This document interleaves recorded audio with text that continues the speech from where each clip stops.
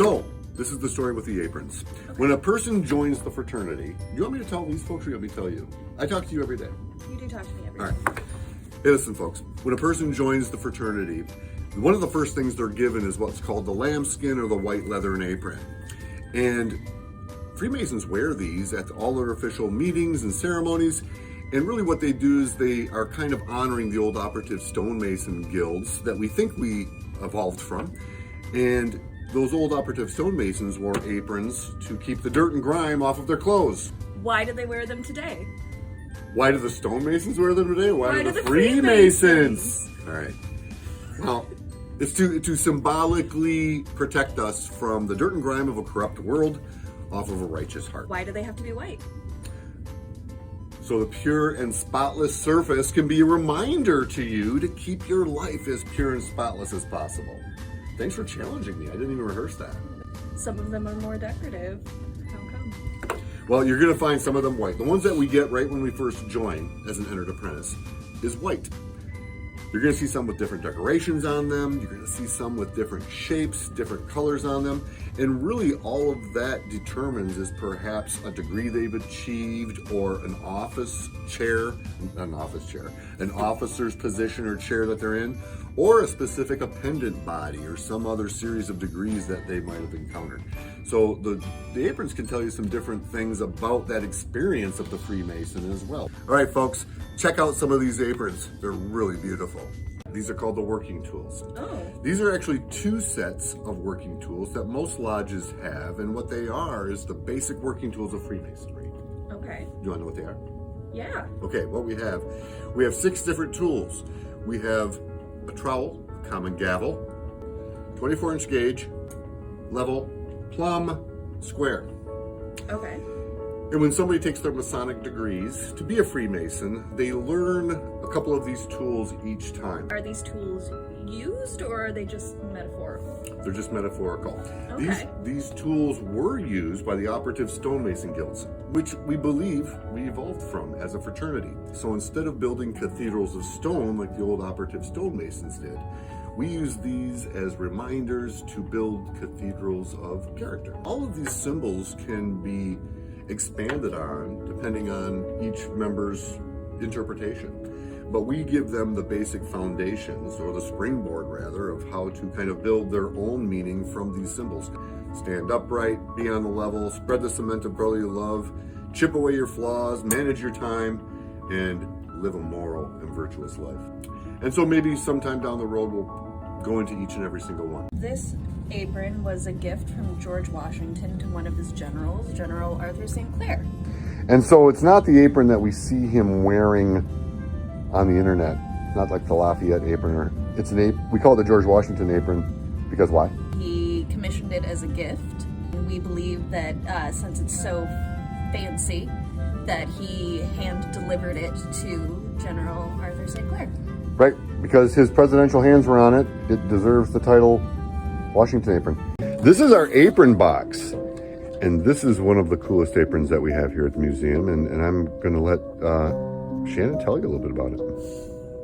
Do you know anything about it? I know that it is a Knights Templar apron from 1880. Now, when you say Knights Templar, is that the Knights Templar from medieval Europe? It is not. It is the appendant body of Freemasonry, the Knights Templar. You are so good.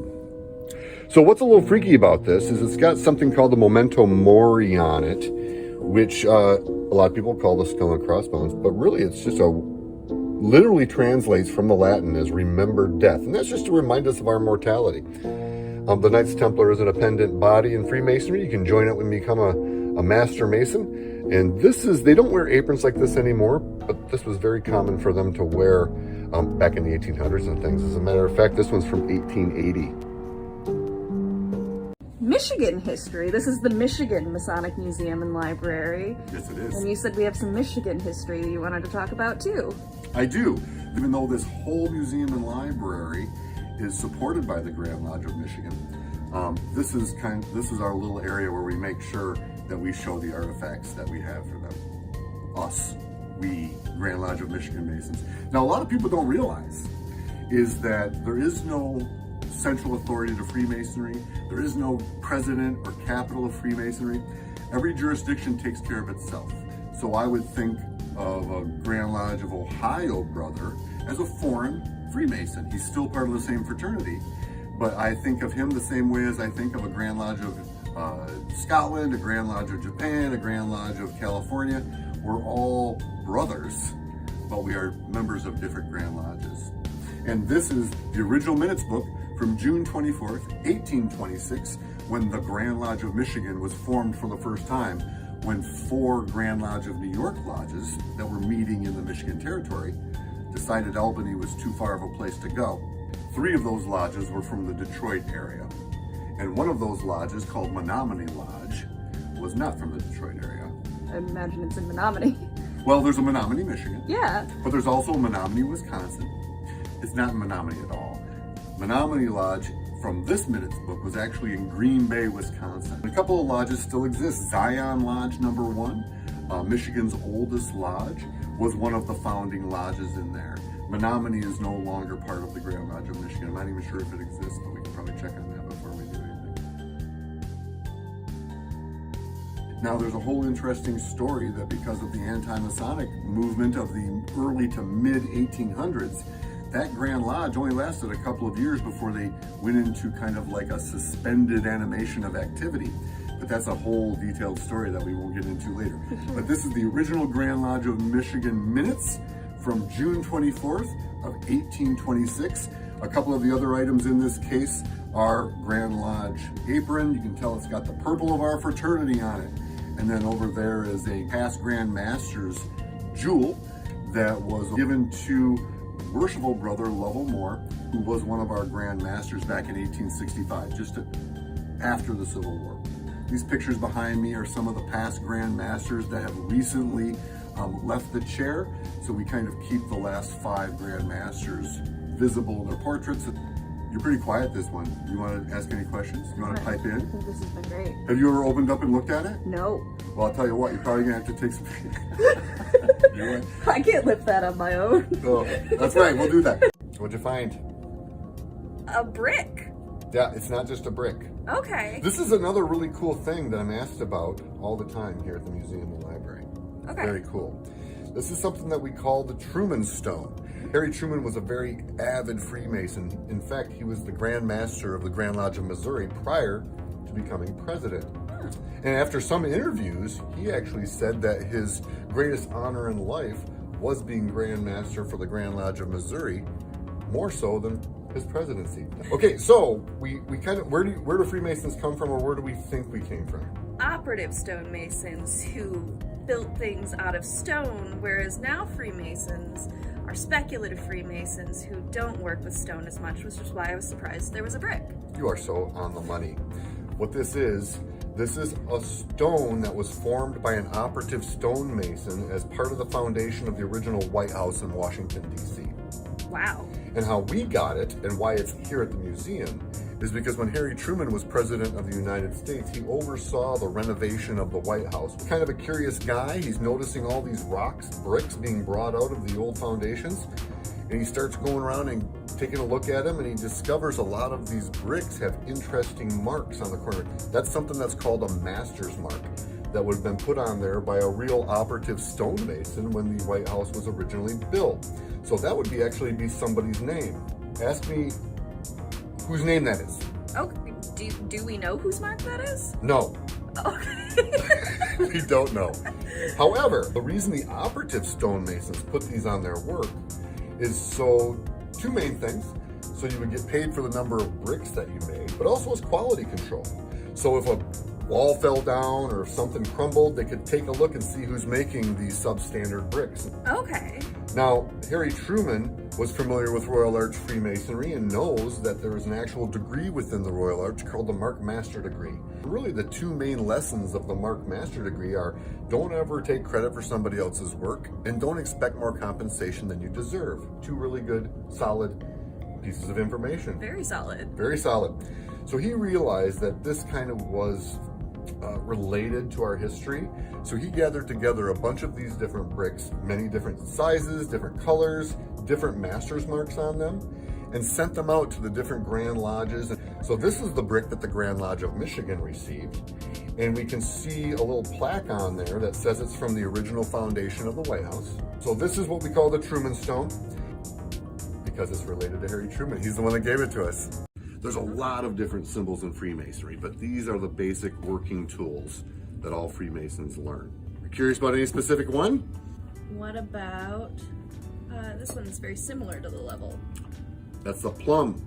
Okay. And it's used to measure verticals. Oh, all right. And that just kind of reminds us to live a righteous life, to stay upright and keep to our commitments and our obligations. All right, what do you got for me today? I wanted to know what the oldest thing we have here is. Coincidentally, we have the oldest thing right here on the table. What a coincidence. We call it the Benjamin Frothingham Passport. Okay. What do you know about passports, Masonic passports? It allows you to travel from lodge to lodge, correct? Back in the day, that's Back what in they the used. day. Now we have dues cards and things like that. But back in the day, they had to have these, I'm not even sure what back in the day means. It's a long time ago. Back in a long time ago, this would have been given to a gentleman by the name of, actually a brother by the name of Benjamin Frothingham. He was a British soldier in 1759 in Cape Breton, Nova Scotia, and was made a Freemason at a lodge that they had at the fort. So what we have here is what he was given by that lodge in order for him to use when he traveled around to other areas and visit other lodges. Now, with some interesting things about Benjamin Frothingham is, this is kind of a mystery I've been looking up for a long period of time. I should give you the task of finding out more about this. I have found people with the Frothingham last name in just casual browsing, but back in colonial America, Right. that was like Smith. There was like lots of Frothinghams running around. But this guy is the Benjamin Frothingham that was a cabinet maker in Charlestown.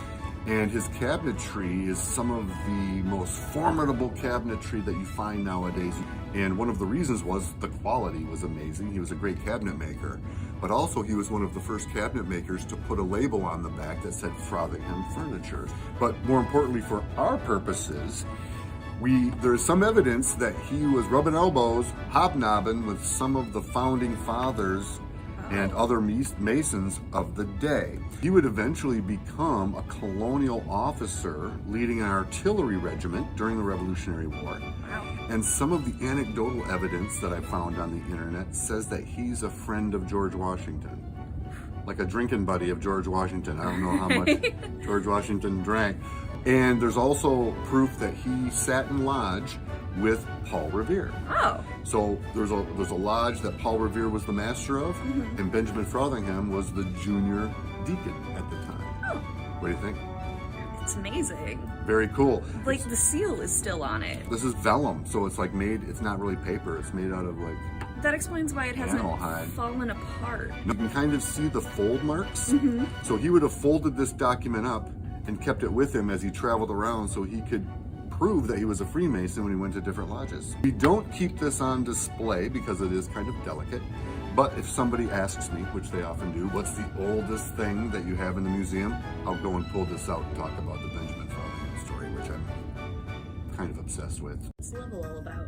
Well, the level is to measure horizontals, and really it just symbolizes that we should treat each other and people as equals, all on the level. As a matter of fact, if you've ever used that term, level with me, it's a Masonic term. Very cool. You want a story about Harry Truman? Yeah. All right. This is kind of hearsay stuff, but rumor has it, and I've met people that have sat in lodge with Harry Truman. Oh, really? So some of the, yeah. Neat. Sure. So, rumor has it that he was a devoted Freemason, and he would often visit lodges during his presidency. As he's traveling around, he'd find out a lodge meeting was going on and just kind of show up. Which is a cool thing that you can just do in Freemasonry, right? Yep, exactly. We don't think of people by their the jobs they do or the blood that's going through their vessels, veins, arteries. Blood goes both ways, right? Yep. This is not about medicine. This is about Freemasonry. So we judge a person by their character, and we really think of each other as being on the level. So when Harry Truman would show up at one of these lodge meetings, people have a tendency to say, Mr. President, call him that. He's like, no, in here I'm Brother Harry. Out there I might be Mr. President, but in here I'm Brother Harry. Also, it caused an issue with the fact that his Secret Service guys, if they weren't Freemasons, he wouldn't let them in the lodge meeting. And that was a big conflict because Secret Service guys need to stay with the president at all times. And Harry was like, if I'm not safe at this lodge meeting, I'm not safe anywhere. You guys aren't getting in if you're not members.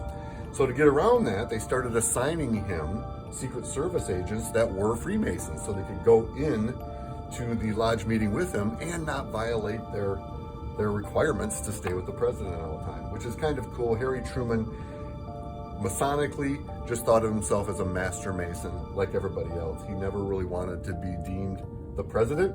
He was a master Mason just like everybody else. And that's the story that the guy that sat in, the gentleman I know who actually sat in lodge with Harry Truman, he had called him Mr. President, and Harry pointed to his apron and said, "What do you see here?"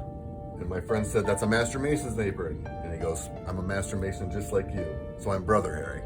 So that was kind of a cool thing. I like the trowel. Ask me about the trowel. Okay, what about the trowel? Give me that. I got to do the visuals. Okay, so the trowel is a very important part of Freemasonry. Okay. The old operative stonemason guilds that we think we evolved from as a fraternity use the trowel to spread cement, to bond different bricks together to make a wall, to make one big structure. But we as Freemasons use it for the more noble and glorious purpose of spreading the cement of brotherly love and basically to kind of find that commonality that bonds people that are different together.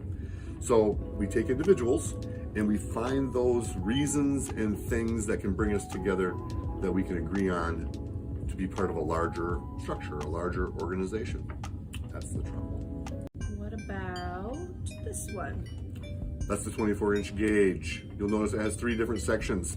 And really it's a time management strategy just to make sure that we allow enough time to work, to play, and to worship God. Is Freemasonry a religion? No, it is not. Freemasonry is not a religion, but it has a religious component. In the recognized and regular system that we think of for Freemasonry, the members are required to profess a belief in a supreme being or higher power, and that's all we leave it at. It's actually a very secular organization that has that religious component. So once a person says that they do believe in a supreme being, they've met the religious qualification to be a member of the fraternity. After that, we can't even talk about it. We can't even talk about politics or religion within a lodge because those topics cause too much division between its members. And what we're trying to do is trying to find those things that we have in common, those things that bond us together. Because religion and politics is so divisive, we don't talk about that in meetings. Oh, okay. Yeah, I imagine it would just be a bunch of fighting if you did. It would just be a bunch of fighting.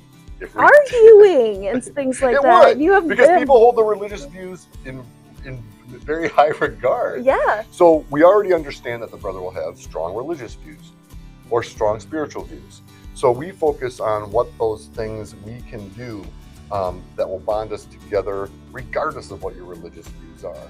And that's really what the character building strategies are designed for, is not to interfere with your religious or spiritual views, but to bolster them. Hopefully, Masonry makes you a better whatever it is you are. Whatever your spiritual or religious beliefs are, hopefully it makes you a better one. So atheists can't be Freemasons? Under the recognized regular system of Freemasonry, which is the one everybody thinks about, no, they cannot. Okay. There are other Masonic organizations that do allow atheists. They are not recognized by our system, so they're not really counted as the same fraternity. I would be held to the same restrictions and protections with those people as I would with somebody that wasn't a member of my recognized jurisdiction or a jurisdiction that my Grand Lodge recognizes. Okay. So there are opportunities for atheists to get involved in a Masonic organization. It just wouldn't be the recognized regular system that people think about when they think about Freemasons. Okay. Or the general public thinks about when they're thinking about Freemasons. What about this one? All right, that's the common gavel. And the common gavel is, and we'll talk about those more later because we have like tons of gavels back here. We do have a lot of gavels. And we'll talk about them on a different TikTok. But the common gavel is really used to break off the flaws off of a brick. The old operative stonemasons used to use them to make a brick a little bit more perfect to be used in the structure. We as Freemasons use it to remind us to kind of chip away at our flaws, to try to break away those things that we don't want to have as part of our personalities and our character. So the gavel itself is kind of symbolic of taking action on our flaws. Shannon, you are in the rare book room. What are you doing in here today? I was just looking around at some of our rare books. Yeah, there's a lot of them. There are. But there's no secrets in here. No secrets. I was hoping to find Masonic secrets. No, as a matter of fact, I know that you've been getting some posts on people thinking that I'm revealing too many Masonic secrets. And I have to say, I've only promised to protect certain information, and that's what we call the methods or mode of recognition, the methods of recognition. And that's the words, the body postures, and the handshakes that are specific to each of the degrees, the entered apprentice, the fellowcraft, and the master mason degree. Those are the only things I've promised to protect, and I've really only promised not to talk about those with people who aren't recognized Freemasons. And I think more often than not, it's more about that commitment that you've made a promise and to stick with it. So, have I shown you the grips? Nope. Have I said the words? Nope. Have I shown you any kind of salutes or signs? Nope. And that's because You can't. I can't, because I made a promise not to. So I recommend that anybody that is concerned about what they need to protect as far as Masonic information, check with their Grand Lodge requirements. The Grand Lodge of Michigan only requires us to protect the methods of recognition. Everything else we can talk about. And I highly recommend that we do talk about it as much as possible. Have you learned some things about Freemasonry? I've learned so much about Freemasonry. What do you think about it? I think it's a really good organization. I think it is too. Thanks for being here. Yeah. So, there you go. Freemasonry is not a religion, but it does have a religious component within the regular and recognized system, a belief in a supreme being or higher power. We actually refer to it as the grand architect of the universe or the great architect of the universe.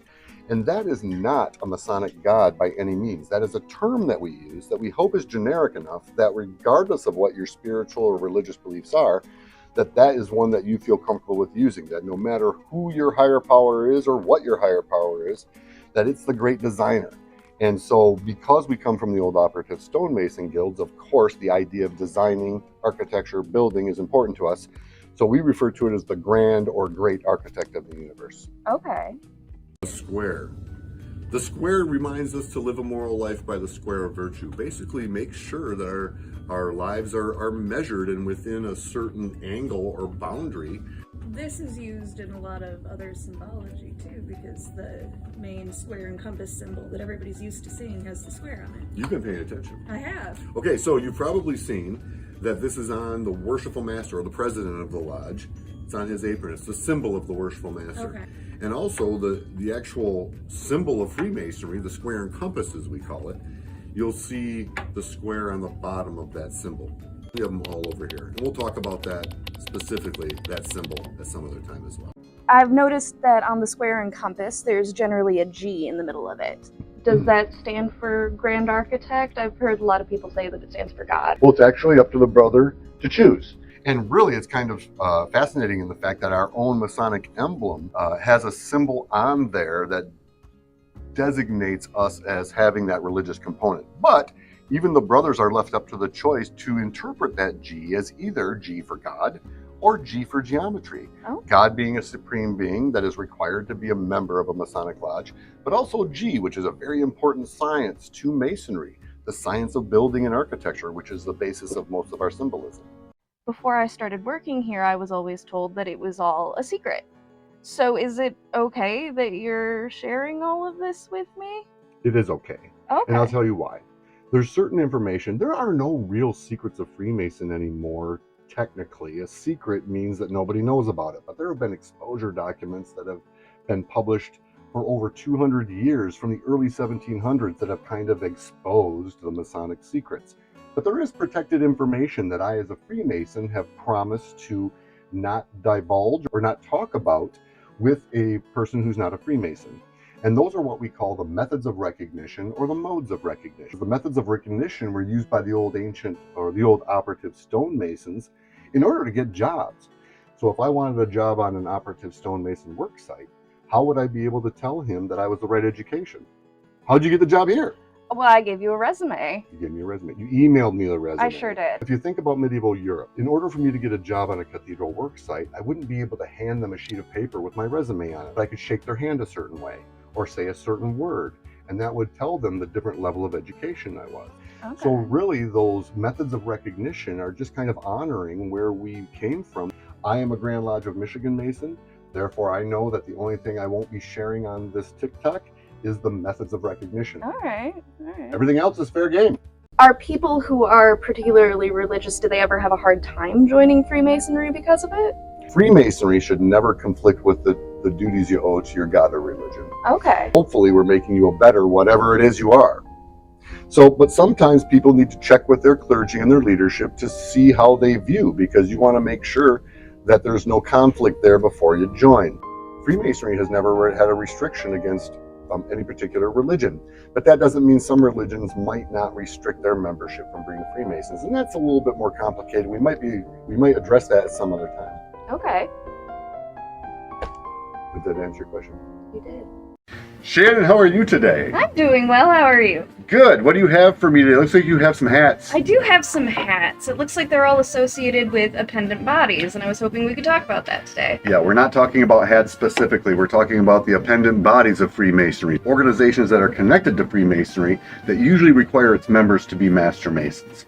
And some of the more common ones that people might have heard about are the Scottish Rite, the York Rite, the Royal Archmasons, the Knights Templar, the Shriners, and there's a whole bunch of other ones as well. The benefits to joining one of these appendant bodies would be a number of different things. First of all, you are expanding your Masonic knowledge, seeing it from different perspectives. You're expanding your Masonic network of brothers that you get to know, and it really does tie you to people that you might not meet normally because they live farther away from you than your lodge brothers do. So it really has all sorts of different benefits. Freemasonry is about improving yourself and improving the world. And so that's a big job. It is a huge job. So we have to kind of split it up. Right. And put it in different areas. And then the dependent bodies try to address that from different angles. Okay. So there's no limit to the number that you can join as far as rules-wise, it's just a personal limit? As far as I know, there is no limit restricting how many appendant bodies you can join. Hey Shannon, I notice you're looking at the volumes of sacred law we have here in the museum. I am. Why is that? I was wondering why they're here and if you could talk about it. One of our landmarks is that we have to have some kind of volume of sacred law exposed within the lodge room during our meetings. And most lodges might have a Christian Bible in their lodge room. Some might have a Quran or a Torah.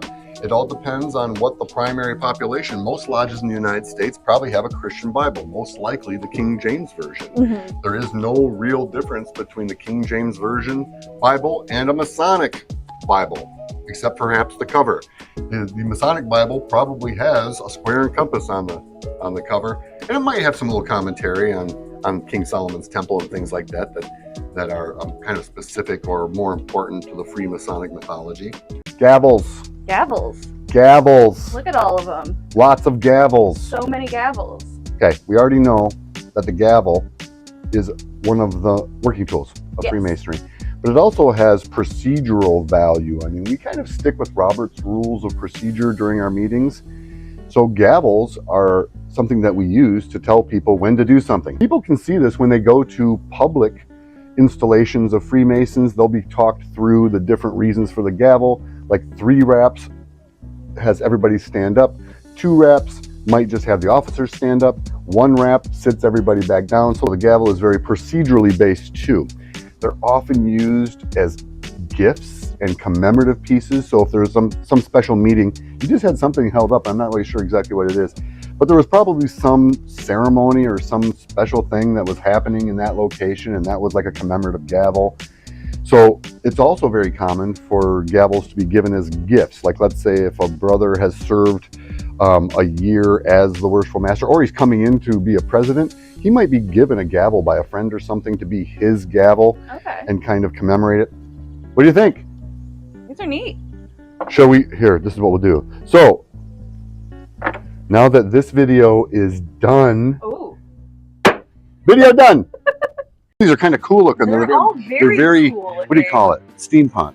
Very steampunk. Yeah. Are you curious as to what they're used for? Yeah. But you're pretending like you don't know. I am. So these, we call them magic lanterns, and they were used primarily in the past as entertainment and for like magic shows. Oh, fun. Traveling entertainers would go around villages and have these little shows for probably a penny or something like that. All right. So these are old-fashioned PowerPoint. old-fashioned PowerPoints. All right. PowerPoints don't cause a lot of fire. No, they don't. PowerPoints are pretty safe. That's basically what Freemasons now use for their lectures during their ceremonies, are PowerPoints.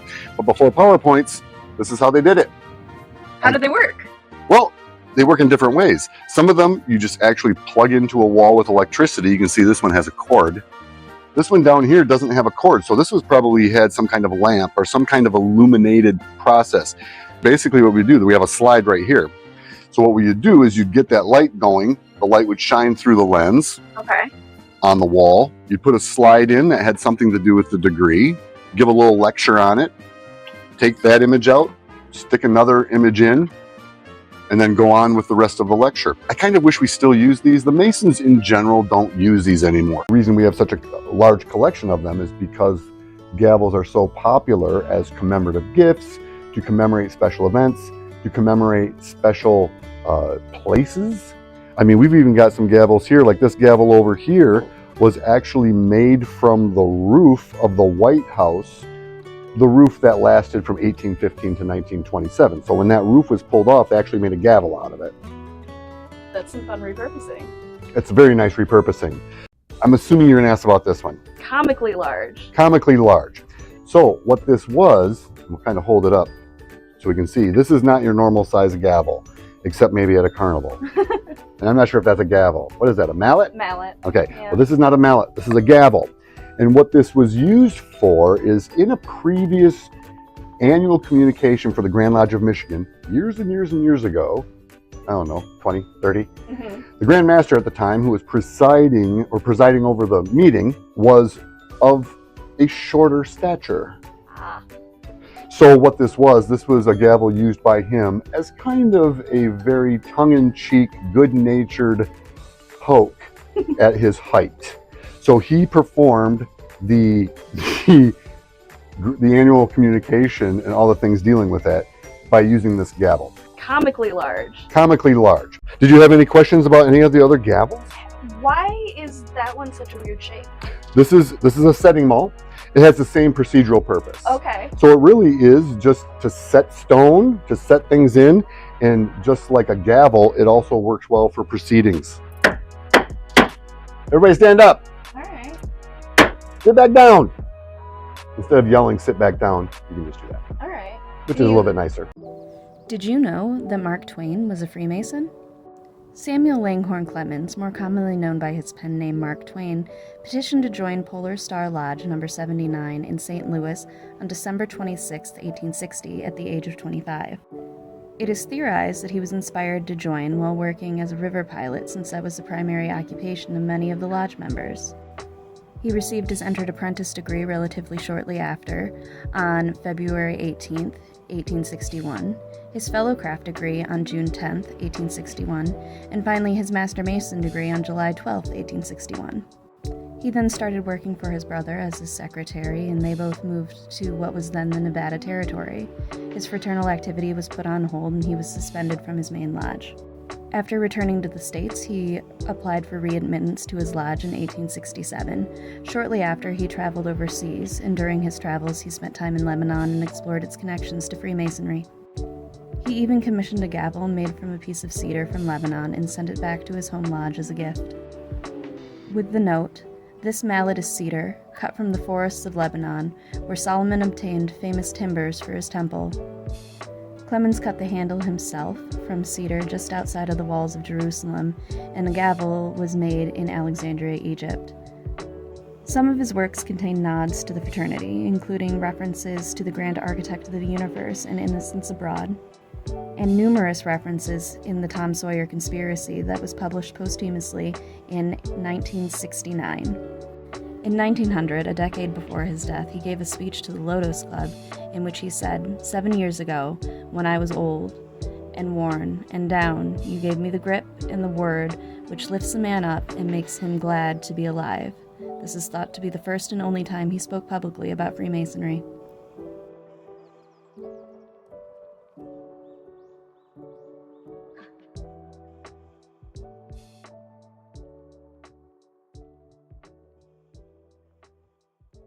What these are, this is a set of souvenir working tools, and the stone that these are made out of is actually from a mine near Jerusalem that is reputed to have been the mine where King Solomon got all of the bricks for King Solomon's temple. Whoa.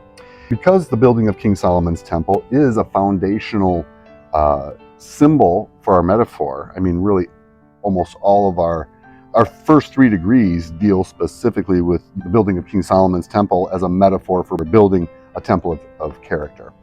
And so anything dealing with King Solomon's temple, King Solomon's mines, has a Masonic connection.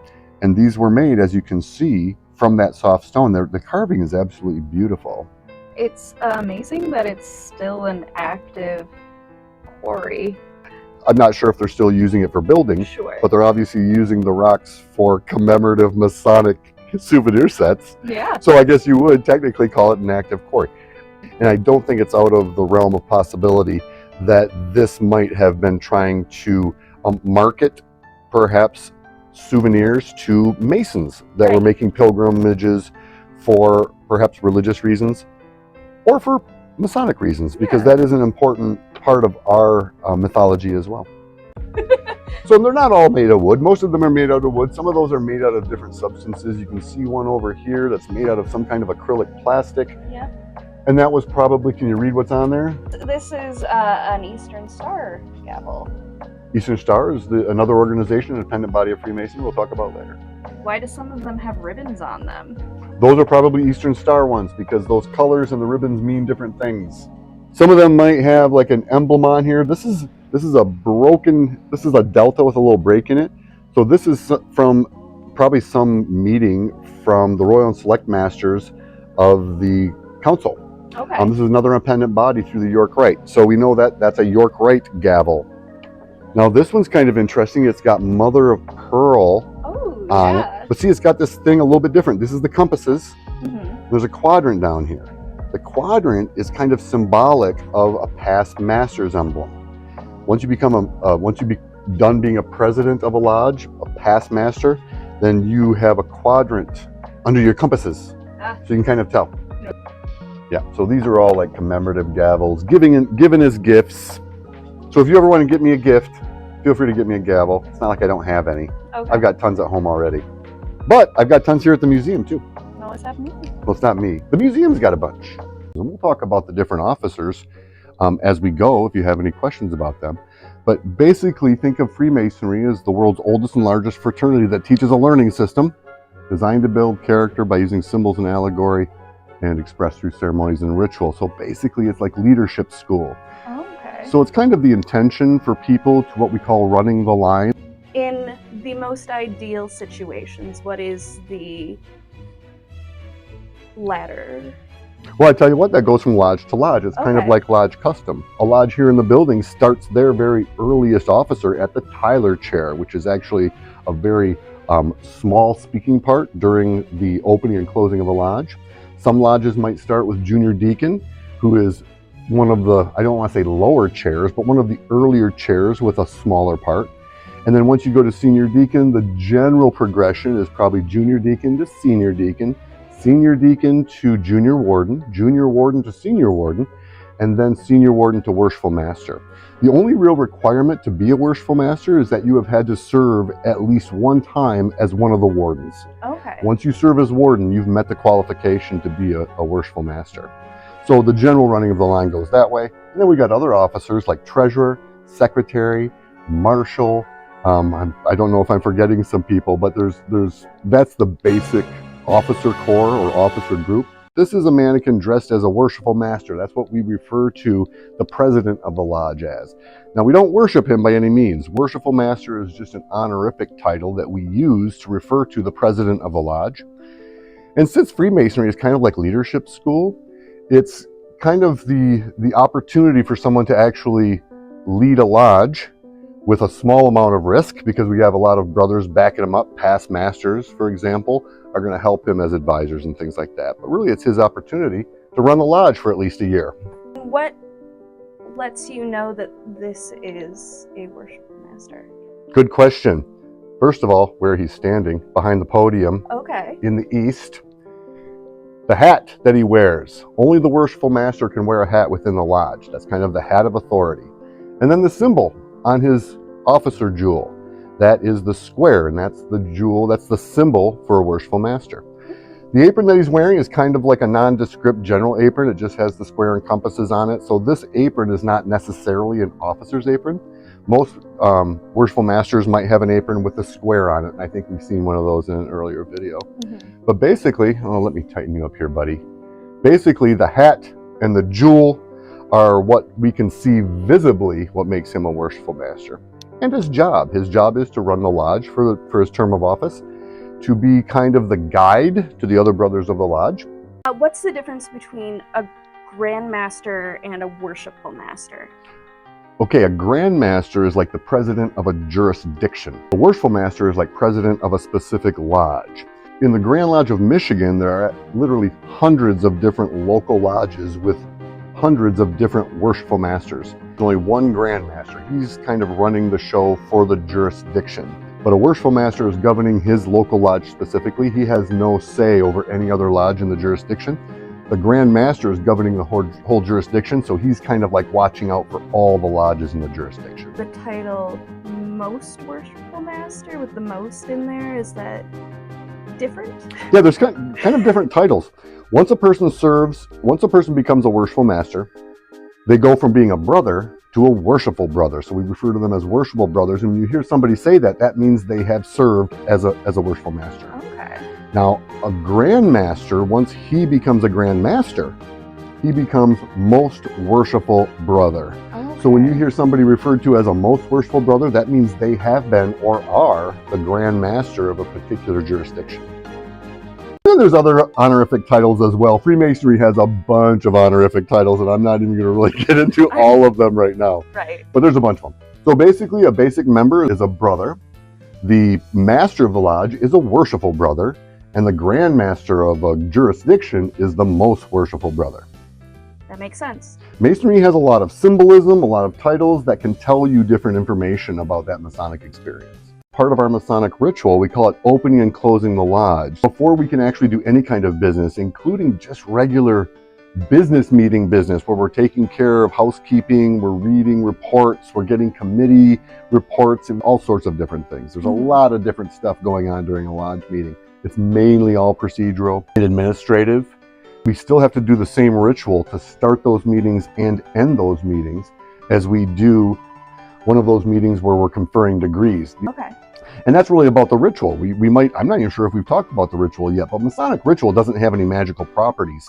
It's really just repetition and memorization of specific guidelines for us to follow through.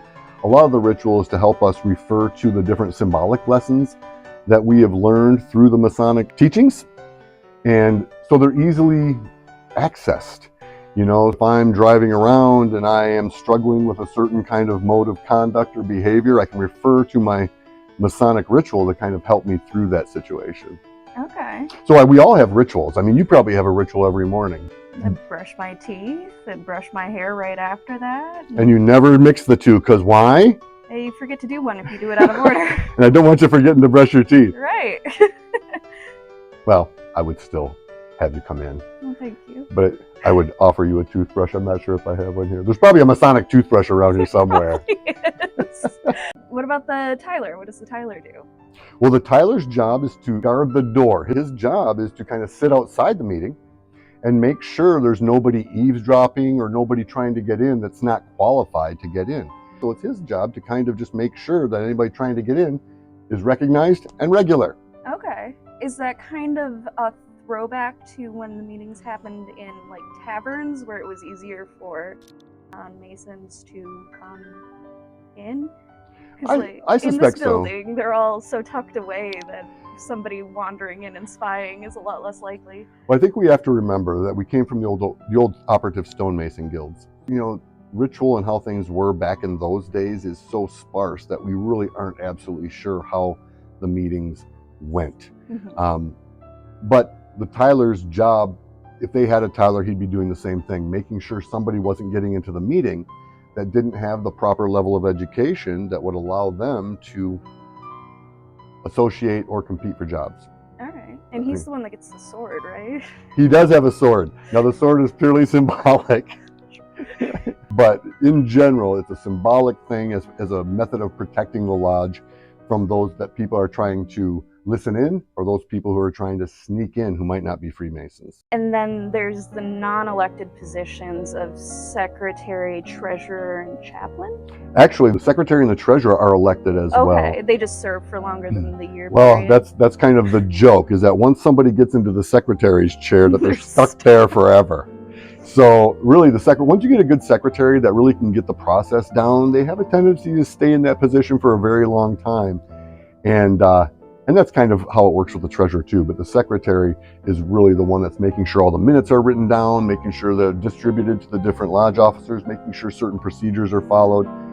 And if you get a guy that knows what he's doing in that position, a good clerical mind, good attention to detail, you have a tendency to kind of keep that guy there as long as you can. Right. So if anybody offers you the position of secretary, just be aware that you might get stuck there. I've known secretaries that were in that position for 40 years.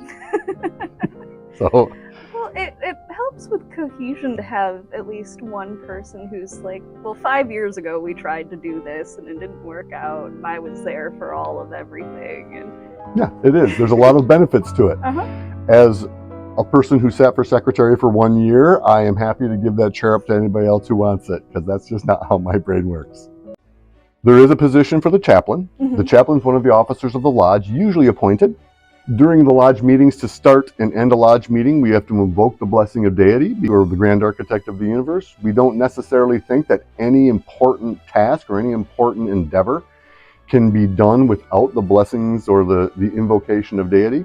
So the chaplain has that job to do, opening and closing a lodge, but he also has opportunities to do that during our degree work, when that kind of message from those prayers or from those passages are important to the symbolism of Freemasonry. okay. Marshal is an appointed position as well. Okay. And it has no speaking parts. It only has floor work. It's his job to kind of make sure that when we're doing the degree work, that the procession within the ceremony is followed and guided properly. So a lot of times brothers who have been a master will fill in as marshal, or some lodges might use marshal as the very beginning, because that gives you an idea of the floor work during our ceremonies. Oh, musician! A musician? Some lodges might have a musician. Oh, okay. Oftentimes the musician's job is an appointed position. Not all lodges have a musician, frankly, because not all lodges have musicians. But if you do have a musician, they might play some music during the ceremonies, or while brothers are coming in to get ready for the meeting, or during special processions or special visitors, they might play a certain music to kind of welcome that important visitor. Okay. Like if a Grand Lodge officer's visiting your lodge, they might play some kind of special tune for that. Pianos are very common, musician instruments, organs are very common. I know lodges that have violins, bagpipes. It really all depends on what kind of music you want playing while you're doing stuff. Sure. We're going to talk a little bit about this small display. We'll probably follow up with a tour of the lodge room upstairs. But this is just a small little area. We have the altar to hold the volume of sacred law. This is one of our landmarks that we have to have within a lodge, surrounded by 3 lights, and there's only supposed to be 3, no more than that. They're supposed to be in a triangular position. The lights we have here are so cool because the filaments are the square and compass. I just wanted to point that out because they're really neat. Yeah, these are awesome. These lights are actually old antique Masonic lights. Now, in a Masonic lodge, you have to have some type of illumination, some type of light. A lot of times they might just have a regular bulb. Some lodges might use candles. Okay. Some lodges might use these specifically designed Masonic bulbs. They're very cool. They're kind of hard to come by, so that's why they're in a museum right now. But some lodges might still use them. And so those have to be illuminated during the lodge meeting. Okay. The junior warden has the plum, and the senior warden has the level, and the worshipful master has the square. And then what do the deacons have? The junior deacon's emblem is a square and compasses with a crescent moon. Okay. And the senior deacon's emblem is a square and compasses with the sun. The chaplain's officer jewel is an open volume of sacred law, usually the Holy Bible.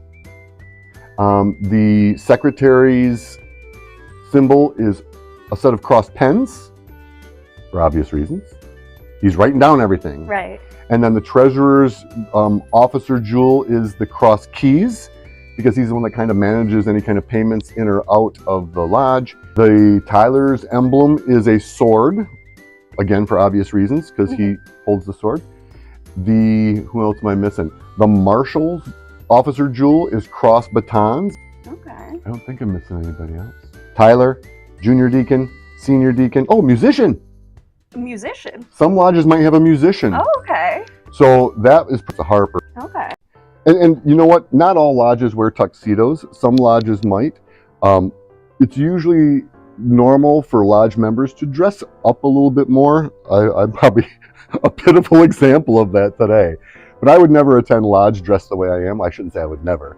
I would probably put on a jacket or kind of step it up a little bit. Some lodges might have their officers wear tuxedos during their meetings, or maybe during just the degree work. Lodges have different customs. Lodges have different personalities and cultures. So not all lodges are definitely going to be dressed like this, but most lodges, the worshipful master is going to be wearing a hat, and he's probably going to have a jewel that has the square on it. And of course, he's going to be wearing an apron. If not the worshipful master's apron, some kind of apron. You have to wear an apron during a Masonic lodge meeting. Okay. Each officer has its own real duty within the lodge. For example, the senior warden is there to assist the worshipful master with opening the lodge and to assist him with governing the lodge. He's also there to fill in if the worshipful master can't make it. The senior warden will sit in his chair and run the meeting. The junior warden, his job is to kind of make sure everybody's fed. We Freemasons have a tendency to enjoy fellowship and dinners either before or after our meetings. So the junior warden is kind of his responsibility to make sure there's food available. He doesn't necessarily have to cook it, but he has to make sure that there's something available for us to enjoy that fellowship and sharing of food. Okay. We kind of have these set up just as a small abbreviated display that people can look at if they don't have time to go upstairs and see the real lodge room. Is there anything else of note of this setup that you want to point out? Like the checkerboard on the floor there? Yeah, there's probably a lot of different Masonic symbols and Masonic emblems that you would see if you went into a lodge room. And we try to have many of these here as well. Like we have the different columns. There's usually two of them with different globes on top. I'm not sure if you can see it from the video, but one globe is a globe of the earth, a terrestrial globe. The other globe is a globe of the stars, the heavens, a celestial globe. And so a lot of lodges will have those two columns in there. You mentioned the checkerboard. We call it the mosaic pavement. I like to think of it as just kind of a Masonic yin and yang symbol where as we walk through life, we're going to be walking on both dark and light squares. So if you're feeling like you're having a great day, that's good. But don't get too cocky because your next step might be on a dark square. If you're on a dark square, don't get too depressed because if you just take another step, you'll be on a white square as well. And this might be something that we actually use for a future video just about the mosaic pavement because it really is a fairly cool symbol. Yeah, I had no idea. We talked about the worshipful master running things, being supported by the senior warden. And the junior warden did food stuff. Did food stuff. He makes sure we're fed. It's important. It is important. And then there's the deacons. What do the deacons do? Yeah, the deacons have different, more communicative responsibilities, carrying messages from one officer to another, making sure that the proper procedures are done at the door. And depending on what they are, one kind of has a little bit more responsibility than the other. And really, there's specific things that they say. It's part of our Masonic ritual. We call it opening and closing the lodge. The Oddfellows look a lot like Freemasonry, are they? They are not Freemasons. They're another fraternity, kind of like Freemasonry, that uses symbols and allegory to express certain lessons.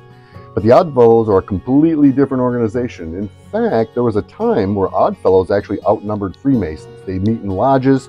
They use a lot of the same symbolism we do. They wear aprons. They use the all-seeing eye to represent deity or the grand architect of the universe. They don't refer to it as the grand architect of the universe. I'm actually not sure what they refer to it. We can probably look that up. But there's a lot of similar symbolism, and it was really quite common for Freemasons to also be Oddfellows. The IOOF stands for Independent Order of Oddfellows, and really, if you didn't notice certain differences, you want to step back and we can kind of take a look at this over here. So you can see that there's all these different aprons with very similar symbols. If you didn't see specific things, you might actually think this was Masonic. The triple link, the 3 links, is specific to the Oddfellows. Freemasons don't have the triple links in their lodge system. I'm trying to think what else they might have, but there's a lot of similar stuff. Also, the IOOF is a dead ringer to tell you that you are dealing with Independent Order of Oddfellows regalia. And then we have some other non-Masonic fraternity regalia and badges and things like that. I'm not sure how much we go on to get into those because there are so many different fraternities, especially around the mid to late 1800s. We kind of call it the golden age of fraternities.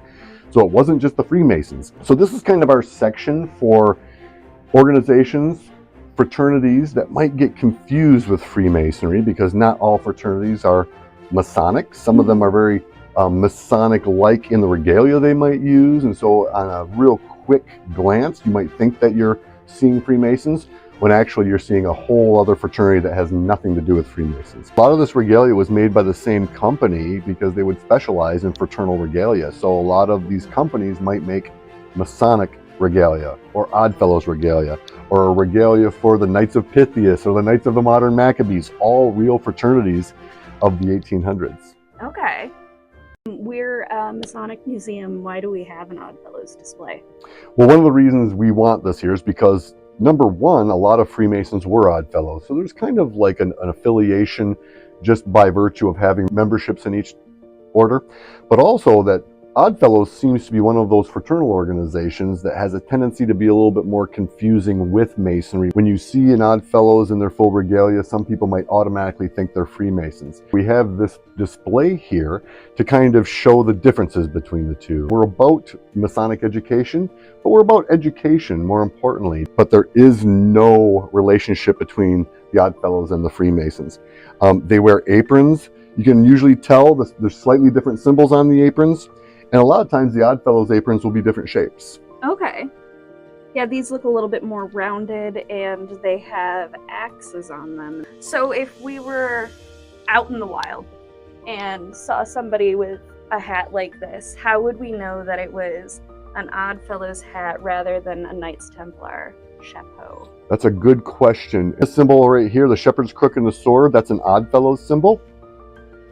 And this crown over here, this is also an Oddfellow symbol. Now, the Knights Templar of the Masonic appendant bodies might have a cross. That would tell you it's Knights Templar. That kind of gives you an idea that this is an Oddfellow chapeau. Okay. We have this item. Any questions? Yeah. What is it? It looks like a tapestry, but you referred to it as a carpet just now. Yes, this is actually a master's carpet. And this is used as a visual aid by worshipful masters, the head of the lodge, or people doing the lecture and the ceremonies. It's got a lot of different symbols. This happens to be a real carpet, but the master's carpet refers to any kind of tapestries or posters or rollable visual aids that have all of the symbols on it that deal with all the different degrees. So this is actually a visual aid used in lodge during the lectures portion of the ceremonies. And it's got all the different Masonic symbols on it. It's kind of to teach the new brothers the different symbols that are within the fraternity in a nice, convenient, easy to access package called the Master's Carpet. Questions, young lady? So it's a carpet, but it doesn't go on the floor? Well, sometimes, I tell you what, it doesn't necessarily have to go on the floor. But one of the reasons it's called a carpet, because even back in the middle of the 1800s, there's something called a shearer master's carpet. And sometimes it was easier for them just to put them on the floor in order to point at the different aspects and have the brothers around the different symbols. This is actually something we call a master's carpet. You'll notice that this is actually split up into the 3 primary craft degrees of symbolic craft masonry. We've got the EA, Entered Apprentice, down at the bottom. We've got the FC, or Fellow Craft. You see that down there? Mm-hmm. So those are the symbols that go along with those degrees. And then we have MM for Master Mason. So the Master Mason degree actually covers all the different symbols, because once you become a Master Mason, the 3rd and highest level of masonry that you can become, then you've been introduced to all the symbols from craft masonry. Okay. How do you know where to look? There's a lot going on here. Well, with a pointer or a finger. Okay. So the lecturer would actually point to the different areas so the brothers could see which ones they're talking about. So if I'm talking about the anchor, I'm going to be pointing at the anchor. If I'm talking about the arc, I'm pointing at the arc. Which, while we're talking about it, the arc and the anchor kind of are emblematic of the idea of being transported across troubled waters, like the arc of the volume of Sacred Law. The anchor reminds us to anchor ourselves in those places of harmony and safety when we can. Okay. So just an example of some of the different symbols down here, we have the 47th problem of Euclid, and this reminds us to be lovers of the sciences and the arts. Geometry is important to Freemasonry. The science of geometry goes along with the science of building. So of course, we as Freemasons, evolving from the old operative stonemason guilds, geometry is a very important part of our symbology. And geometry being one of the sciences in the arts and sciences, we want to pay attention to it as well. Is this lecture something that everyone gets to view, or do you have to be a Master Mason to be able to do it? Well, when you're an entered apprentice, you're going to hear about all these symbols. Right. But you won't necessarily be introduced to those symbols. Right. When you become a fellow craft, then you're going to know these 2 sections, and when you're a Master Mason, then you know the whole Master's Carpet. To answer your question, remember that learning Masonic symbols, the learning system that is Freemasonry, is sequential. So we start off with the lower levels and keep on adding on to it. So an entered apprentice, we probably wouldn't use this Master's Carpet for the entered apprentice degree, because there's a lot of symbols on here that they might find confusing, that we don't talk about or instruct them on until they become a Master Mason. So the Master's Carpet most likely would be brought out for the Master's Mason degree. Okay. Remember those Master's Carpets that I called the shearer? Mm-hmm. The shearer's Master's Carpets, which were probably more popular, and you'll probably take some pictures because you can find them on the internet real easy. We probably have some here. Where the shearer company would actually make Master's Carpets specific to each degree. Okay. They would have some Master's Carpets that would have all 3 degrees on them, but they also have some Master's Carpet that would just have entered apprentice symbols on it, or another Master's Carpet that would just have fellow craft symbols on it. So they could instruct the new brothers on those specific symbols without confusing them with future degree instruction. Right. One of the things that I wanted to talk about this specific carpet, this is a woven tapestry of a Master's Carpet, and dates from probably around the 1960s, give or take. Theoretically, we could still use this Master's Carpet in a modern lecture in a lodge. As a matter of fact, this has been taken upstairs a few times, and the brother that is in charge of doing the Master's Carpet lecture often points to the different symbols as he's giving his lecture. So this would be used in lieu of some of the slides that we looked at before and things like that? Exactly, because as technology evolved, we had the access to, now we use PowerPoints. We did the Magic Lantern video not too long ago, and those were kind of replacements, more technological replacements for the old Master's Carpets. You know, there is some legends that some of these Master's Carpets were actually drawn, lodges were drawn in chalk on the floor of a room, and the Master's Carpet would be drawn on there as well, or the symbols from the Master's Carpet would be drawn on as well. It's a lot easier just to unroll a tapestry or unroll a poster than to have to draw it out every single time. Yeah. Do they still call it a carpet lecture, even if they're using a PowerPoint? Yep, it's actually specifically called the Master's Carpet Lecture. Oh, cool. And so if somebody's saying, hey, who's got the Master's Carpet Lecture tonight, you know exactly what it is. It's part of that degree that somebody, if they're good enough at it, will have the whole thing memorized. Oh, wow. So there are a number of different interesting symbols on here. Mm-hmm. You're going to see different variations. Different lodges are going to use different master's carpets depending on what they purchase for that use, or what their I guess their intention or their preference is. You know, these days it's kind of nice to go back to the old-fashioned style, and that's why, even though we have access to PowerPoint, sometimes it's nice to pull these out to kind of hold true to those old traditions, because Masonry is a very traditional organization. Well, going back to your roots makes you feel more connected to people in the past, and that's really neat. I agree with you wholeheartedly. Like, for example, down in the Entered Apprentice section of the Master's Carpet, this is just going to handle the symbols that are specifically designed for the Entered Apprentice to learn at that time. So they're not going to learn all the symbols all at once. They have to chip away through the different degrees to learn the symbols. The heart with the sword in it is really a symbol of justice, to kind of remind us that no matter what our thoughts and actions are on any given day, that even if somebody doesn't notice them outwardly, that they are always noticed by the Grand Architect of the universe, and that we will serve a just life, and we can count on that too. We'll go to the Fellowcraft degree. Okay. The Fellowcraft degree, you'll see we have a level and a square. We also have G. So these are the working tools. The letter G stands for God or geometry. It really is up to the brother to decide which one that is. The Fellowcraft degree also really encourages a study of the liberal arts. Any number of them: astronomy, rhetoric, logic, arithmetic, music, things like that. Mm-hmm. What about the long stairway there? Is that what that is? Yeah, that's an example of the stairway leading to King Solomon's inner chamber, and it has different symbols as well. You might see some other steps here. The 3 steps there are kind of emblematic of the 3 stages of a human life: Okay. childhood, middle age, and old age. And then it ends in a coffin?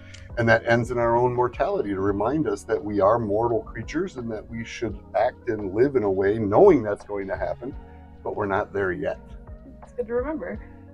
You'd mentioned the beehive? The beehive is an emblem used by a couple of different organizations. Yeah. It's a symbol of industry. Okay. But we don't want to make the mistake that it means that we always have to stay busy. Busy like a bee. Really, more importantly, and probably more accurately, it reminds us that we shouldn't sit back contentedly when other people need help. So we should be industrious and try to be helping others and making sure that everybody's elevated to, we work hard to make sure other people are served as well. Like cohesively working together. Right. So it's not like, hey, I'm not doing anything, I'm sitting back relaxing, watching TV. That's not a bad thing, no. But that reminds us that I shouldn't be sitting back thinking that everything's hunky-dory when there's other people in the world that need help, and I am able to do that without material injury to myself. So my question was about the Fellowcraft, and they have a bunch of the working tools there. Is that when they learn about those working tools? Well, they'll actually learn about those working tools in the ceremony, but those working tools are still part of the Master's Carpet. The Master's Carpet includes all of the different symbols together. So as you can see, those working tools that were introduced or described to the Fellowcraft are the level, the plumb, and the square. So those are the working tools of the Fellowcraft degree. On the Entered Apprentice degree, we have the common gavel and the 24-inch gauge. And then on the Master Mason degree, we should have a trowel. So basically what we have is the different working tools, even though a lot of people have those sets of working tools that we talked about before as they're doing the lectures. The Master's Carpet has them as well. And some of the other symbols are those that are used within the lectures and kind of describe other things that we're trying to be taught and trying to inculcate in our lives and practice as Freemasons. For example, the hourglass is reminding us that even though we don't necessarily notice each passing moment, each passing grain of sand, they're constantly running. And so we should probably pay attention to every grain of sand that goes through the hourglass. It's basically an emblem of time, which the scythe is also an emblem of time. Where's my scythe? There it is. Thank you very much. How'd you know that was a scythe? Because You just I've knew. seen a Grim Reaper. I don't know. Oh no! The Grim Reaper does have a side as Right. well. But this is not the Grim Reaper side. This is the Masonic side. And really it's just an emblem of time as well. And that at some point we will be removed from this mortal coil as we pass through our lives. And of course, as we come up here, we've got the all-seeing eye, which represents the grand architect of the universe. And the reason that at the top is because that's the most important thing.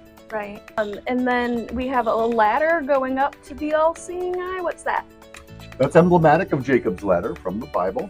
Okay. And as we go up Jacob's ladder, we get closer and closer to the grand architect of the universe. Okay. Okay. What do the letters that are in the ladder mean? What are the letters? F, H, and C. Faith, hope, charity. Very cool. I didn't have to study that at all. Not even a little. What's your favorite? My favorite, gosh, I like how just in general there is a lot of not only symbolism, but then they squeeze in little parts of like what's in the lodge, like the 3 candles around the altar and then the different pillars and the things that you would be seeing around you, as well as how that mixes in with the symbolism. We got the on mosaic carpet. pavement here Mhm. underneath the altar. So that's almost like a little Masonic lodge right there. But remember, we're kind of using the building of King Solomon's temple Mhm. as a metaphor for building temples of character. Right. And that's kind of why you see a very temple aesthetic, a design here. How many Masonic symbols do you see in this pocket watch?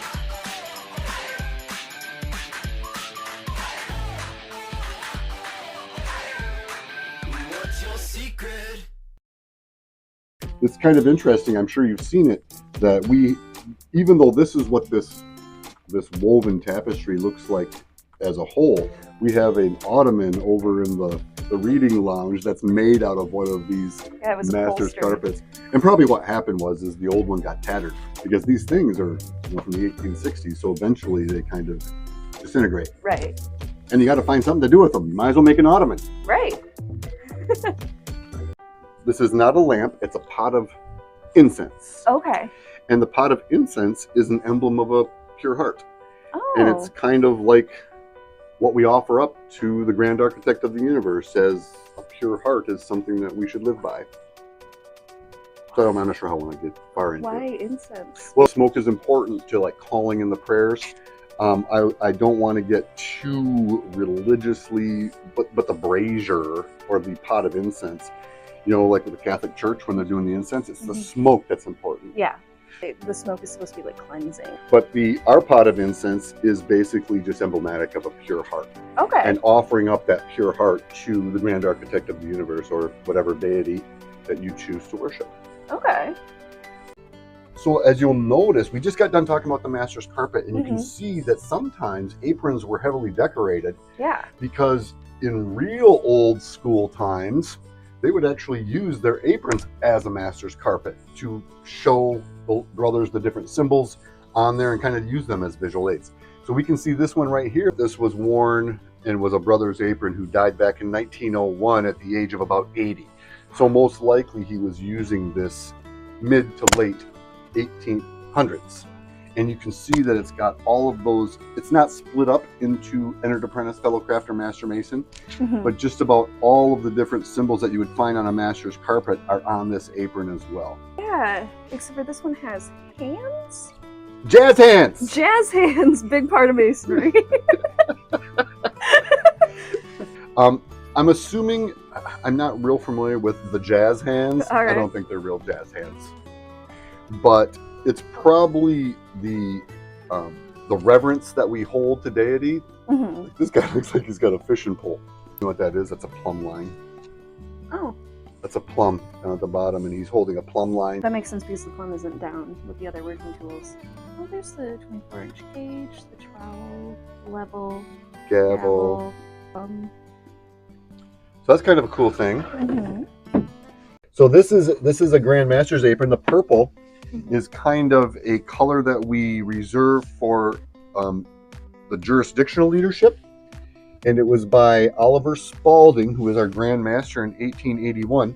And underneath the flap, we can see where it's embroidered, where it tells us who he is, but it also gives a nice little bio in there, where it was presented to him by the Grand Lodge of Michigan in 1881 and received from his son, Brigadier General U.S. Army Oliver L. Spalding, Jr., 1870, Wyoming Avenue, Washington, D.C., received September 14th, 1939. So we've had that in our possession since 1939. That's a long time. Yeah, but that was still, what, 60 years after he was wearing it as Grand Master? Right. Well, it gets better that his son had it for a while. I think it is.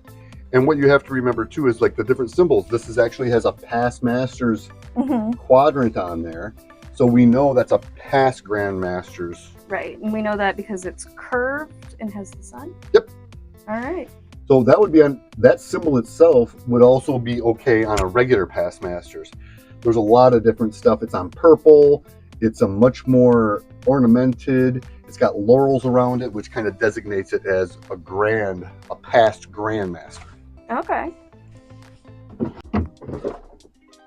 So here's an example of just a regular past Master's apron. It's still blue for the Blue Lodge or the Craft Lodges. It's a little bit different because it's got, the quadrant is the big thing that we look at for a past Master. And there's different styles on here. So we saw it might have the square on there and it might not have the square. It's still a past Master's apron. If it has, some people call it a rocker or a quadrant. And so that's what's going to tell you it's a past Master's apron. You want to do your gardener apron? Yeah! So this is from the 1870s. It's from Scotland. And we can see down here a square and compasses. We see a bee's hive. We already talked on the Master's Cupboard about the bee's hives and all-seeing eye on there to exemplify or illustrate deity or the Grand Architect. For Masons, it's the Grand Architect. Right. But there are some other things on here that don't necessarily fit in with free and accepted Masons symbolism. And that's because this is not a free and accepted Mason's apron. This is a free and accepted gardener's apron. And they use primarily for their symbolism the Garden of Eden. Of course, Gardener's Garden of Eden. That makes a lot of sense. So you will see a number of different things. Adam and Eve in the Garden of Eden is the primary focus of their symbolism, but they have an ark, and most of the other things where we have a trowel and we have levels and plums that deal specifically with the trading or the building trades. Free and accepted gardeners are going to have slightly different things. Gardening implements, a pruning knife inside the square and compasses, you name it. I'm not a free and accepted gardener, so I can't pretend like I know a bunch of this stuff. However, our account is more about Masonry. Yes. So this is just an example of perhaps a fraternity or a guild or some symbolism that you will find that isn't Freemasonry. So we don't want to automatically think that everything that looks like Freemasonry is Freemasonry. This is the Michigan Masonic Museum and Library. We don't want to forget about the library part. Yeah. So really kind of we're talking a little bit about books today and different Masonic books that we might suggest or books that we recommend for people coming in. Have you had a chance to recommend books yet? I've recommended a few, mostly this one, to people who come in just wanting to know general information. Yeah, and I think that's a good choice. This is actually Freemasons for Dummies by Chris Hodap. The title you might not think is all that great. No one wants to admit they're a dummy. But this is a really good general overview of all different parts of Freemasonry, the appendant bodies and things like that. So this one goes out all the time. We have to buy extra copies all the time because they stop coming back. I think people like this book, or we're not paying attention to the books we're lending out. I definitely use it for reference a lot. Yeah, I do too. This is a full lending library, so what people can do is they can come out and borrow these books free of charge as long as they're in our system, and then they get a month to use the books. I want to mention, this is like, I think this is a cool thing. That is a very cool thing. These are a set of the history of Freemasonry by Mackey, and they're pretty well-known books and fairly common when it comes to Masonic lodges or people that collect Masonic books. But this set is actually in the original brown wooden box that it was delivered in. That's amazing. Probably around the 1920s. Yeah, it So- still has the shipping labels on it. Yeah, and you get some B-roll and hit that a little bit. Absolutely. But they have been read. These aren't brand new and in mint, but they've been in really good condition. And you're going to find these Mackey books, encyclopedias by Mackey, or these History of Freemasonry by Mackey in all sorts of different conditions, because some get used. Mm-hmm. Used a lot. Yeah. And some don't. They just kind of get stuck up on a shelf and left there. So it all depends. But these are pretty easy to find on... They've been reprinted a lot, and there's different editions and things like that as well, right? Yep, there are. What's this one here?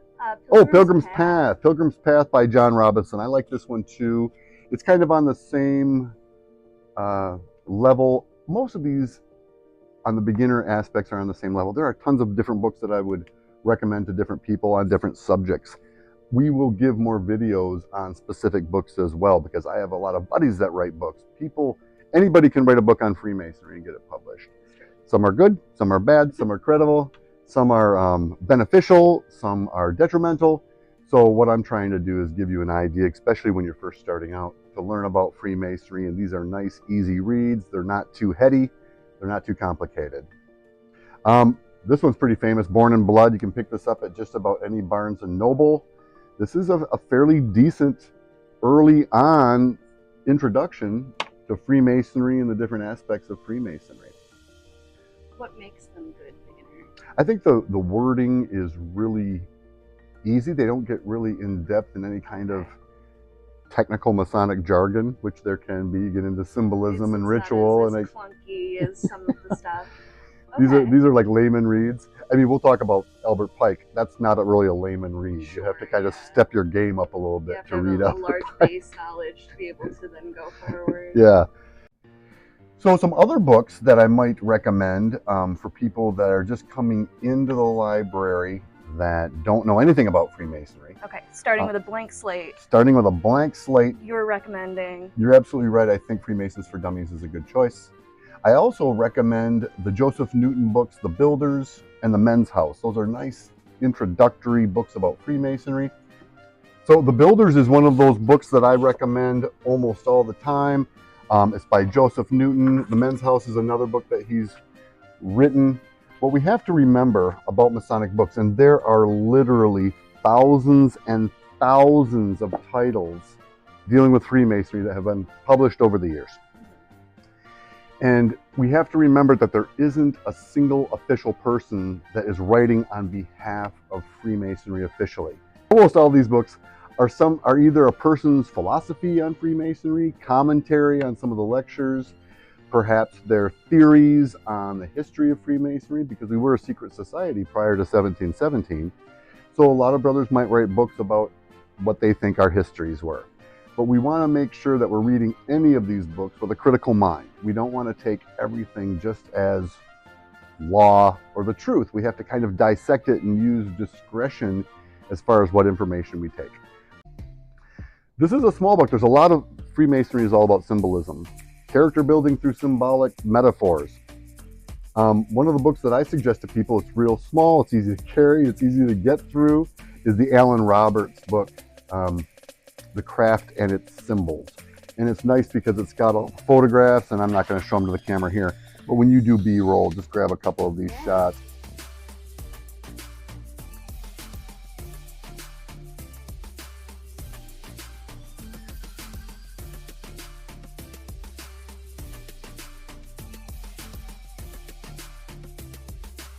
And it's real small, real approachable.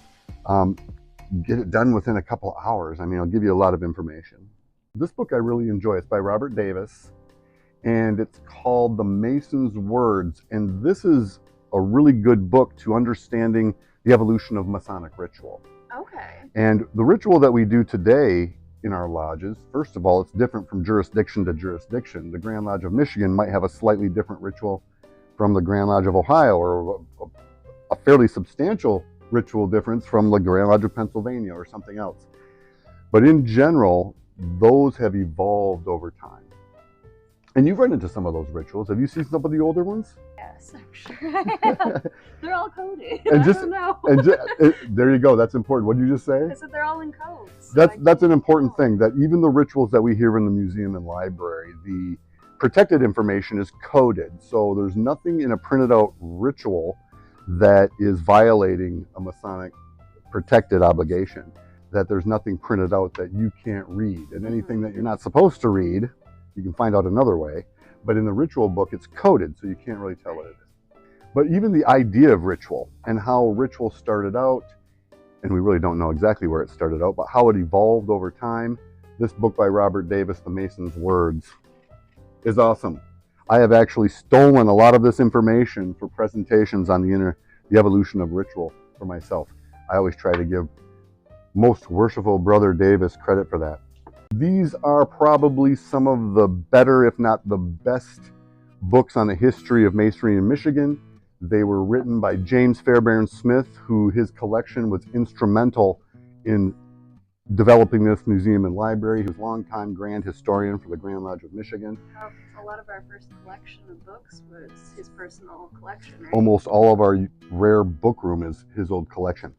Volume 1's actually Freemasonry in Michigan, Volume 1, and then Volume 2 is called Freemasonry in Michigan, Volume 2. Yeah, that's really inventive titling of books. Would people who aren't Michigan Masons be interested in books about Michigan Masonry? I think Masons anywhere are interested in any Masonic knowledge from anywhere. It all depends. It kind of steps you through the interesting aspects of Michigan's history.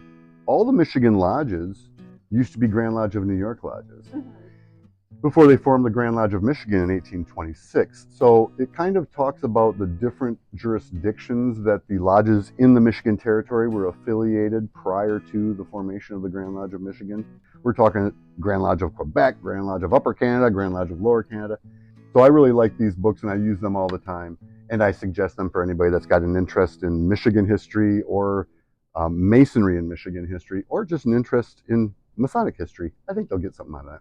Okay. I think this is a Wilmshurst book. Oh, I like this one, The Meaning of Freemasonry, or The Meaning of Masonry by Wilmshurst.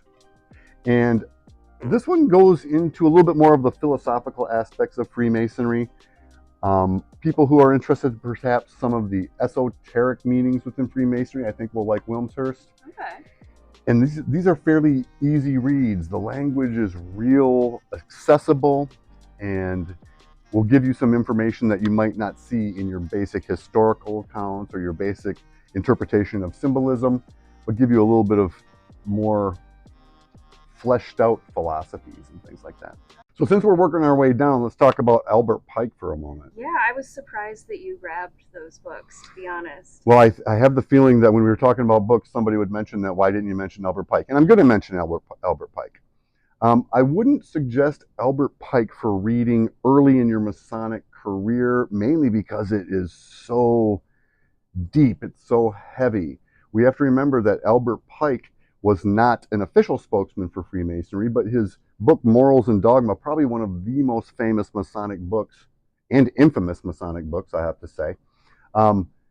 It was, and may still be, I gotta double check this, given to New Scottish Rite members in the Southern Masonic jurisdiction. So it's kind of like a reference book for them to understand the different symbolism of the Scottish Rite degrees. Albert Pike was a prolific Masonic writer, and not just Masonic writing, fiction, poetry, he wrote a lot of different stuff. But he's probably well known for his Masonic writing. Morals and Dogma is a great book. I recommend any Freemason trying to wrap their heads around it and trying to read it. There's some great symbolism in here. This is all Albert Pike's theories, philosophy, his own interpretation of the symbols, and we have to remember that this is Albert Pike's interpretation of the symbolism of the Scottish Rite degrees specifically. What makes Morals and Dogma so infamous? Well, I'll tell you why specifically. He mentions, and he talks very symbolically and figuratively in the book. And a lot of people who are against Freemasonry focus on really one specific passage in this book. The little cherry-picking statement that they take out to try to be against Freemasonry. In my version, it's on page 321 under the Grand Pontiff section. And the sentence just prior to him talking about Lucifer is this: the apocalypse is, to those who receive the 19th degree, the apotheosis, the highest point of that sublime faith which aspires to God alone and despises all the pomps and works of Lucifer. Then he goes into the next sentence, which most of the anti-Masons pull out and says, Lucifer, the light bearer. strange and mysterious name to give to the spirit of darkness, and then explains why that would be. Because he says that the way he's using Lucifer is that it's so bright that it blinds the feeble-minded. Okay. So if you read the whole thing, read the sentence before the sentence you want to use in your anti-Masonic pamphlet, read the sentence before that, Okay. and you'll understand what Albert Pike's talking about. So I think the reason it's infamous is because it's been used by people who are against Freemasonry to cherry pick what they want to use as evidence to support their narrative that Freemasonry is nefarious. Okay. And it's not. So since we're working our way down, let's talk about Albert Pike for a moment. Yeah, I was surprised that you grabbed those books, to be honest. Well, I have the feeling that when we were talking about books, somebody would mention that, why didn't you mention Albert Pike? And I'm going to mention Albert Pike. I wouldn't suggest Albert Pike for reading early in your Masonic career, mainly because it is so deep, it's so heavy. We have to remember that Albert Pike was not an official spokesman for Freemasonry, but his book Morals and Dogma, probably one of the most famous Masonic books, and infamous Masonic books, I have to say. It was, and may still be, I gotta double check this, given to New Scottish Rite members in the Southern Masonic jurisdiction. So it's kind of like a reference book for them to understand the different symbolism of the Scottish Rite degrees. Albert Pike was a prolific Masonic writer, and not just Masonic writing, fiction, poetry, he wrote a lot of different stuff. But he's probably well known for his Masonic writing. Morals and Dogma is a great book. I recommend any Freemason trying to wrap their heads around it and trying to read it. There's some great symbolism in here. This is all Albert Pike's theories, philosophy, his own interpretation of the symbols, and we have to remember that this is Albert Pike's interpretation of the symbolism of the Scottish Rite degrees specifically. What makes Morals and Dogma so infamous? Well, I'll tell you why specifically. He mentions, and he talks very symbolically and figuratively in the book. And a lot of people who are against Freemasonry focus on really one specific passage in this book. The little cherry-picking statement that they take out to try to be against Freemasonry. In my version, it's on page 321 under the Grand Pontiff section. And the sentence just prior to him talking about Lucifer is this: the apocalypse is, to those who receive the 19th degree, the apotheosis, the highest point of that sublime faith which aspires to God alone and despises all the pomps and works of Lucifer.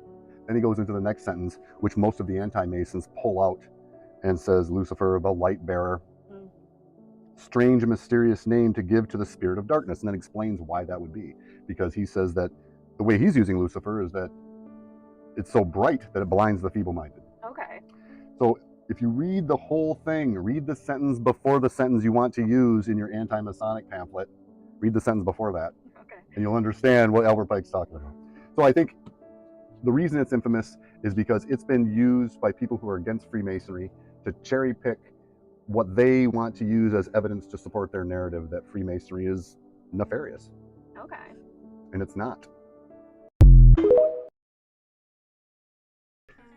Morals and Dogma is a great book. I recommend any Freemason trying to wrap their heads around it and trying to read it. There's some great symbolism in here. This is all Albert Pike's theories, philosophy, his own interpretation of the symbols, and we have to remember that this is Albert Pike's interpretation of the symbolism of the Scottish Rite degrees specifically.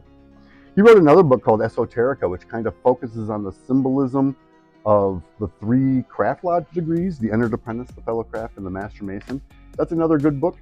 Almost any Albert Pike book you read is going to be a little heavier, a little bit more complex, and I would suggest getting a good foundation of Masonic understanding before you delve too deeply into Albert Pike, because you're going to kind of need that practice. The baseline Like to a- be able to jump off from. Yeah, I think so.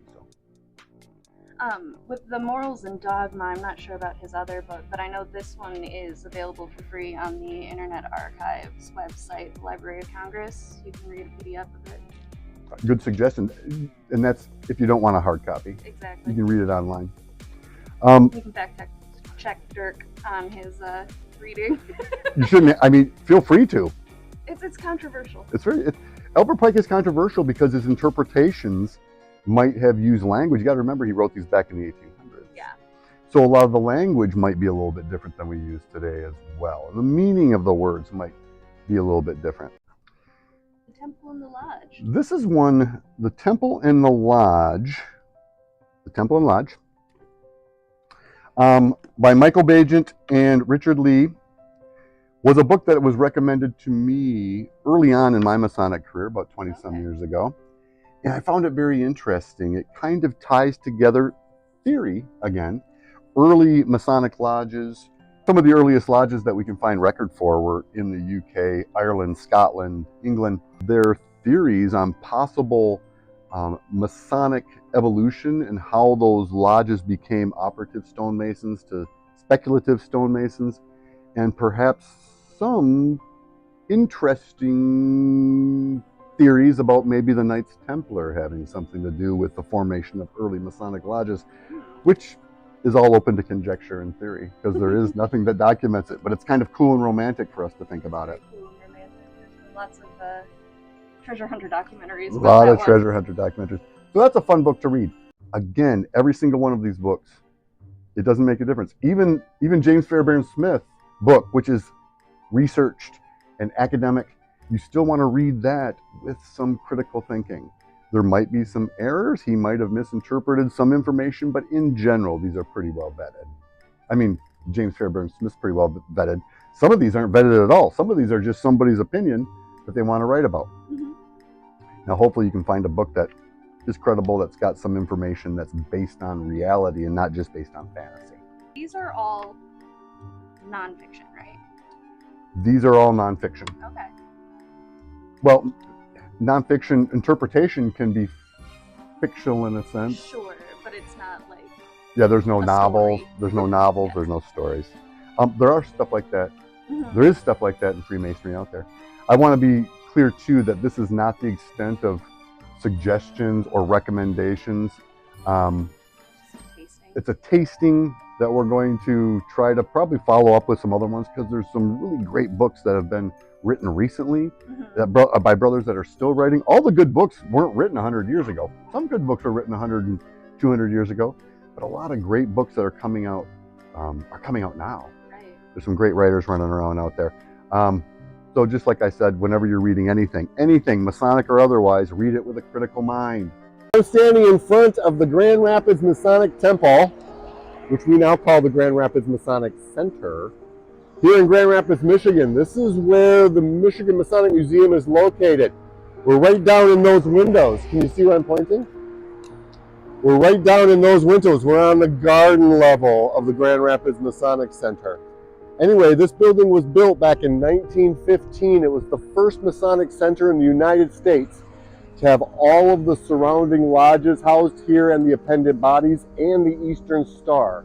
The Eastern Star is the key to the first one in the United States. No other Masonic center had the Eastern Star as part of their ownership bodies. Anyway, this is built in 1915. We've been using it ever since. We have to remember, when we talk about a lodge, we're talking about the smallest local unit of Freemasons. Think about the people. The lodge is the members. Lodges meet in lodge rooms, which we're going to take a look at eventually as well. Lodge rooms are housed in Masonic temples or Masonic centers. The reason we call it a Masonic temple is because these buildings are supposed to represent King Solomon's temple, a key to the foundational metaphors that we use in our Masonic rituals. So anyway, this is the Grand Rapids Masonic Center, where all the great things happen in the Grand Rapids area, and where the Michigan Masonic Museum and Library is. So if you're ever looking to visit us, this is where you want to go. I love this building.